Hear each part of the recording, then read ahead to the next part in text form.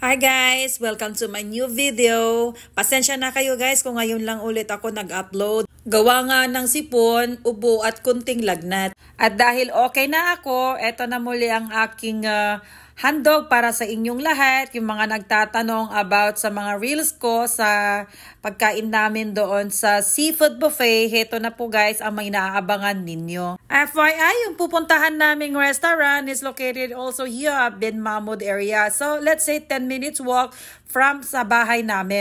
At dahil nga winter season na dito sa Qatar, December na po guys, we decided na mag-walking na lang besides hindi naman siya kalayuan, di ba? So, nakikita nyo si Bin Mahmud Metro Station na lampasan na namin. At heto na nga, nag-shortcut na kami ng dinaanan, tapos palabas na kami ng main road. Ay, oo nga pala, naalala ko, dati pala dito kami nakatira, malapit sa area na ito. At yung pupuntahan namin na lugar is parang nasa likod lang niya kami. Finally, nakarating na kami dito sa main road, kunting push na lahat makakarating na kami sa aming paruroonan. Today is Saturday nga pala guys, kaya as you can see, hindi masyadong busy ang ating mga road kasi nga weekends pa dito sa Qatar. Anyway, malapit na tayo, kaya kunting ayos-ayos. Ayan, para magmukha naman tayo maganda or kaya fresh. Na, 10 minutes din yung nilakad namin, no? Pero yung kasama ko dyan, sabi niya, pagod na nga daw siya eh. Nakakaloka. Ayan na. We finally arrived sa aming destination. Welcome to Westin Toa Hotel and Spa. As you can see guys, bungad pa lang, mapapawaw ka na talaga. This is my second time na pumunta dito sa hotel na to. Nung una, wala akong resibo na maipakita sa inyo guys, kaya sorry na lang. So this time, I always make sure na may mga video ako na aking ipapakita rin sa inyo guys para sama-sama tayong mag-enjoy sa lugar na ito.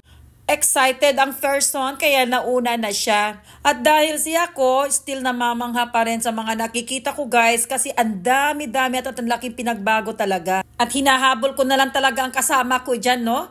Na mas excited pa kaya siya sa kaysa sa akin. At ako naman ay gutom, nai-excite na rin sa pagkain. O diba? Yan pala ang bongga-bongga na, mapapawaw ka talaga, oh. Tara na at pumasok na tayo. Ayan, may security check pa. Thank you, sir. So here we go, nakapasok na nga kami dito sa loob ng The Westin Hotel. So nagtanong kami sa security guard kung saan po ba yung the seasonal taste kasi doon po kami nagpa-reserve ng tables for tonight buffet. Oh, nandito rin si Bubblicious. Yes, this is Seat Pansit. Nandito na nga tayo sa seasonal taste para sa ating seafood buffet. And every Saturday ay nagpapa-seafood buffet talaga sila dito. Ang history nito guys ay ganito. Nung nagpa-book ako or nagpa-reserve kami ng table, ang sinabi sa akin ng nakausap ko sa phone is na puno na daw sila, loaded na po. So wala nang available na malapit doon sa my buffet area. So ang sabi ko, kahit hindi na masyadong malapit, okay lang, basta ang importante magkaka-table kami at kakain sa inyong restaurant. At kaya nga we are very lucky kasi may isa pa na available na isang table good for 2 persons.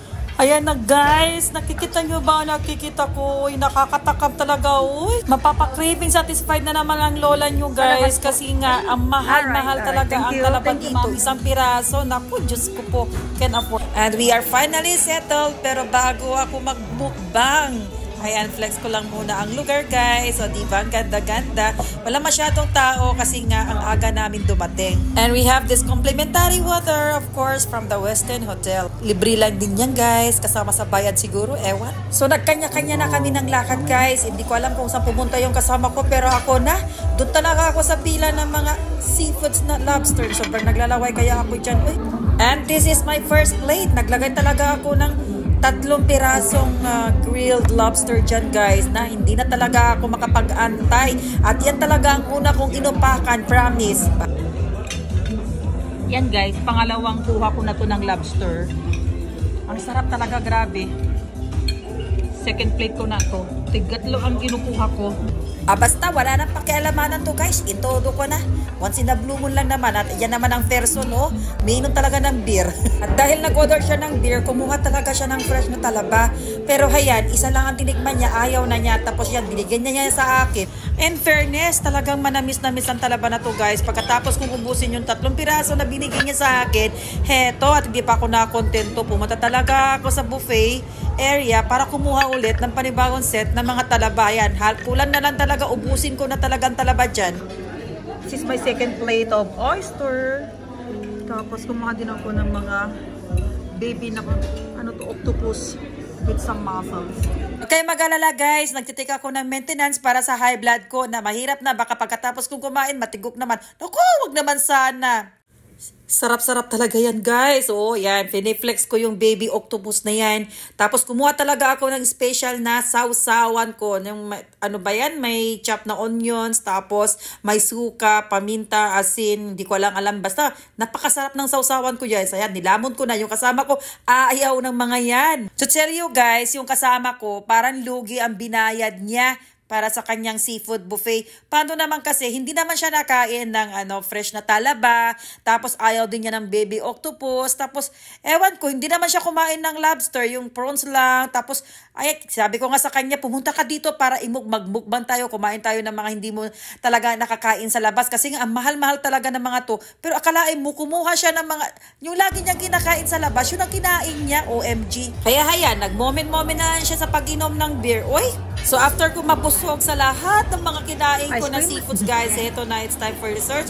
Pero nag-take ako ng ice cream, serve yourself. Pero ang dami-daming mga pwede mong ilagay sa ice cream mo. So habang nakuha ko ng ice cream, ito at nag-refill ulit sila ng aking soft drinks at yung kasama ko. Ewan ko kung busog yan o lasing na, another bottle of beer ulit. So after ng ice cream ko, balak kong kumuha ng ibang mga dessert. So nakita ko itong isang, malaking planggana ng mga iba't ibang klase ng seafoods na naka-display sa bago ka pumasok, bago ka kumuha talaga ng pagkain mo, yan ang bubungad din sa'yo. So, ang ganda-ganda niya. So, nakakain ko naman yung mga iba yan guys. Hindi ako lugi, promise. At after ko kumain ng dessert, ito na ang ating mga prutas. At nang nakuha ako ng mga iba't ibang prutas, guys, nasulyapan ko na naman mga pagkain na to. Kaya hindi pa ako nakontento, bumalik ako sa section na to at kumuha nga ng mga pagkain na yan, guys. At busog na ang lola niyo. Yan guys, tapos na kaming kumain. Grabe man ang kabusugan ko kasi nandito kami ngayon sa Westin Hotel and Spa sa seafood buffet. Grabe ang kabusugan ko talaga. Seafood talaga. As in seafood ang mga tinira ko, although marami ka naman pagpipilian talaga, marami sobra, pero lobsters, yun, yung mga hindi ko nakakain usually, so yun talaga inupakan ko. And there you go, so it's time to pay. At tinawag ko na nga si ate para mag-bill out na kami.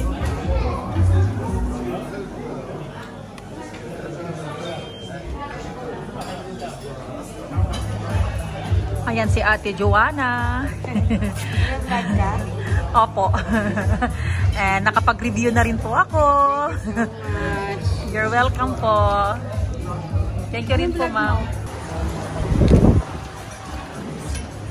Yan, tapos na kami doon. Lumabas na kami dito. Sa area na ito, wow. Pwede ka rin palang kumain dito. Pero smoking area talaga dito, guys. Ganda. Maganda na nga yung maglabas-labas, mag-walking-walking. Kasi guys, ang ganda talaga ng weather ngayon. Winter season ng Qatar. Nandito kami sa likod. As you can see, wow. May swimming pool dyan. Swimming pool. Tapos may mga fountain din doon. Restaurant din yan guys, oh. Parang Thai dishes din dyan.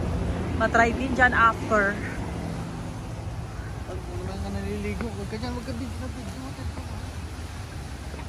And dito may pangbata ito man na hotel. Ay na swimming pool. Tapos doon, yun. Ganda talaga dito. Oh. Perfect. Baba na daw kami dito. Punta tayo dito sa bandang side na to. Pakita ko lang to itong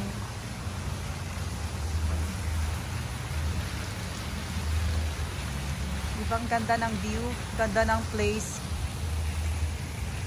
Christmas na Christmas vibes na ang hotel na ito. So marami ka talaga makikita dito na napapalibutan na ng mga Christmas decor. So heto na nga at bumaba na kami doon sa pinagkainan namin. So sa baba na ito, marami pa palang bar at saka mga mini restaurant ang nandito. So explore lang tayo guys.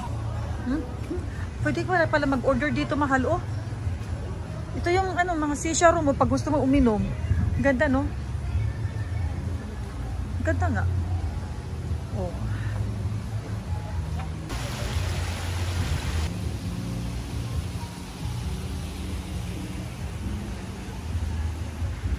May bola dito.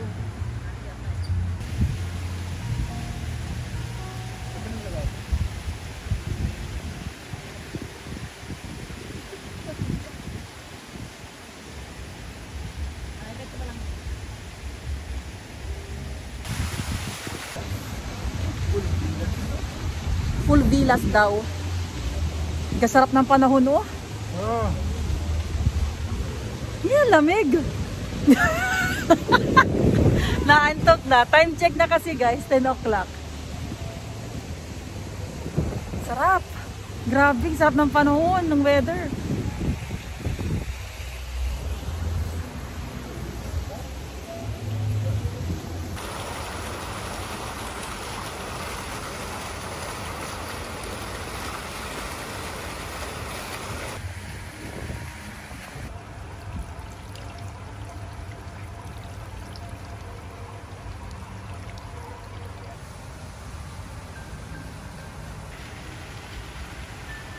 There you go, guys. It's time to go home and we're done. Our dinner here at Seasonal Taste here at Westin Hotel and Spa. Hanggang sa susunod na video. At kung nagustuhan niyo po, please don't forget to give me a thumbs up. Sa mga hindi pa po nakasubscribe sa aking YouTube channel, please to subscribe, Marie Per Vlogs, and my Facebook page, Manang Marie. Hanggang sa susunod na video, guys. Bye!